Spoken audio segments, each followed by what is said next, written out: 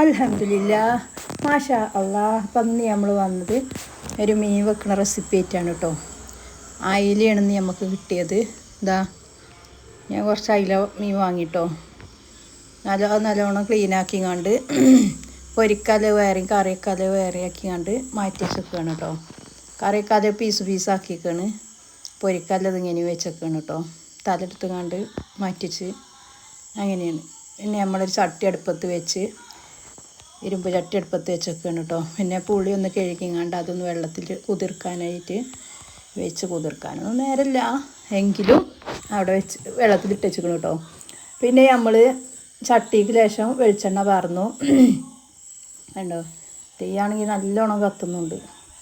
അങ്ങനെ പിന്നെ ഞാൻ ലേശം വെളുത്തുള്ളിൻ്റെ തൊലി കളഞ്ഞിട്ടില്ല കേട്ടോ. കഴുകിങ്ങാണ്ട് വെളുത്തുള്ളിയും ഇഞ്ചിയും ലേശം ചെറിയ ഉള്ളി, ഇഞ്ചി ഇട്ടിട്ടില്ല കേട്ടോ. ഇഞ്ചി ഇല്ലായിരുന്നു തോന്നുന്നു. ചെറിയുള്ളിയും വെളുത്തുള്ളിയും ഇടികല്ലും ഇട്ടുങ്ങാണ്ട് ഒന്ന് ചതച്ചെക്കുക. പേസ്റ്റ് ആക്കിയിട്ടില്ല, ഇടികല്ലും ഇട്ടാണ്ട് ഒന്ന് ചതച്ചെക്കണം. ഞാൻ ഇങ്ങനെ കേട്ടോ മീൻ വെക്കൽ ഇതേമാതിരി ഒന്ന് വെച്ച് നോക്കൊണ്ടിട്ടോ. വെക്കലുണ്ടാവും എങ്കിലും ഞാൻ വെക്കണ ഒരു രീതി ഞാൻ പറയുകയാണേ. അപ്പം എന്നിട്ട് നല്ലോണം ഒന്ന് അധികം മൂക്കൊന്നും വേണ്ട കേട്ടോ. ഒന്ന് മൂത്ത് വരുവോളം ഇളക്കി കൊടുത്തു. പിന്നെ ഞാൻ അതിക്ക് പൊടികളാണ് ഇട്ട് കൊടുക്കുന്നത്. തക്കാളി അല്ല കേട്ടോ ആദ്യം തക്കാളി അതിട്ട് വെച്ചാൽ അത് വേറൊരു ഇതാണ്. പിന്നെ ഞാൻ ശേഷം മുളകും പൊടി ഇട്ട് കൊടുത്തു. എൻ്റെ മുളകും പൊടിക്ക് ഭയങ്കര എരിവാണ്. ഞാൻ മുളക് പൊടിച്ചപ്പോഴേ അതിൽ കാന്താരി ഇതേമാതിരി ഉണക്കിങ്ങാണ്ട് പൊടിച്ചിനി. അത് അടുപ്പത്ത് ഉണക്കാട്ടിക്കണ്. അതേമാതിരി ഉണക്കിയത് അതിൽ കൂട്ടിനി. ഭയങ്കര എരിവായിപ്പോയി. പിന്നെ ലേശം മല്ലിപ്പൊടി ഞാൻ സാധാരണ ഇടലില്ല, എന്നാലും ഇന്ന് അങ്ങനെ ഒരു ആഗ്രഹം മല്ലിപ്പൊടി ഇട്ടുങ്ങാണ്ട് കറി വെക്കാൻ. അങ്ങനെ ലേശം മല്ലിപ്പൊടി ഇട്ടു. പിന്നെ മഞ്ഞൾപ്പൊടി ഇട്ടു. പിന്നെ തക്കാളി ഇട്ടു. ഒരു തക്കാളി ഇട്ടോ, തോനെ തക്കാളി ഇടലില്ല, ഒറ്റ തക്കാളി അത് കട്ട് ചെയ്തുങ്ങാണ്ട് അതിട്ടു. പിന്നെ അത് ഞാൻ തക്കാളി അധികം ഉടക്കലില്ല കേട്ടോ. ചിലയിൽ ഉടക്കും, ഇതിൽ ഞാൻ ഉടക്കണില്ല. അത് വേറൊരു ടേസ്റ്റ് തന്നെയാണ്. അങ്ങനെ പിന്നെ പുളി നല്ലോണം കൈ വെച്ച് കണ്ട് ഞെരടിങ്ങാണ്ട് പിന്നെ അവിടെ വെച്ചിട്ടില്ല, കയ്യിൽ തന്നെയാണ്. പിന്നെ ഞാൻ ലേശം ഉപ്പിട്ട് കൊടുത്തു.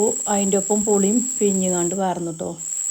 കണ്ടോ, ഇത് ഞാൻ കറി വെക്കാനാണ് കേട്ടോ. ഇനി വേറെ കറിയൊന്നും ഉണ്ടാക്കണില്ല. പിന്നെ തേങ്ങയൊന്നും അധികം കൂട്ടണില്ല കേട്ടോ.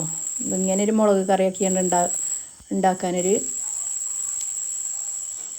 പൂതി. അപ്പം അങ്ങനെ ഉണ്ടാക്കണേ. അങ്ങനെ വേണ്ട വെള്ളം വെച്ചു.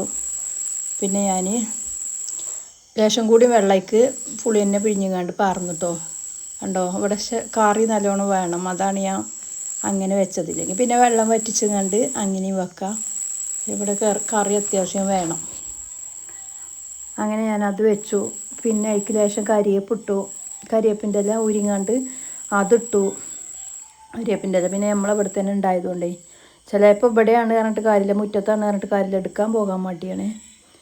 പിന്നെ ഞാൻ അപ്പോത്തിന് അത് അവിടെ കിടന്ന് തിളക്കട്ടെ. അപ്പോത്തിന് ഞാൻ നമ്മളെ മീൻ മുളക് പൊടി മല്ലിപ്പൊടി അല്ല മുളക് പൊടി മഞ്ഞൾപ്പൊടി വെളുത്തുള്ളി ഇഞ്ചി പേസ്റ്റും ഒക്കെ പാടെ ഇട്ടുങ്ങാണ്ട് കായം കൂട്ടാൻ വേണ്ടിങ്ങാണ്ട് വെച്ചിട്ടോ. ഉപ്പ് ഒക്കെ ഇട്ടുങ്ങാണ്ട് കായം കൂട്ടി അവിടെ വെച്ചു. ഇനി അതവിടെ കിടന്നുങ്ങാണ്ട് പിന്നെ പിടിക്കട്ടെ. അപ്പോത്തിന് നമുക്ക് എന്താട്ടണം, ഈ മീൻ കറി തിളച്ച് വരുന്നുണ്ട് കേട്ടോ.